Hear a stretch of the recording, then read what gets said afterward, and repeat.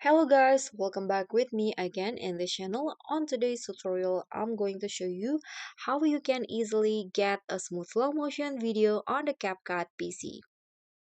So you can start by adding the clip that you want to make or to set as a slow motion.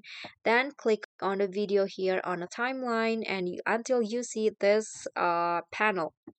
And after that, go to speed, click on speed in here, and here on the standard you can just swipe this white line in here to the left to make it slower, and after that enable the smooth slow motion option. So click on this until it turns to blue like this, and to get a better or a smooth slow motion you need to change it from frame blending and change it into optical flow.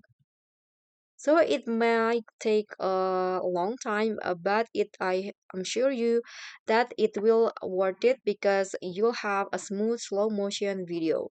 So that's all from me. Thank you so much for watching. Don't forget to like, comment, and subscribe. So click on the thanks. Bye.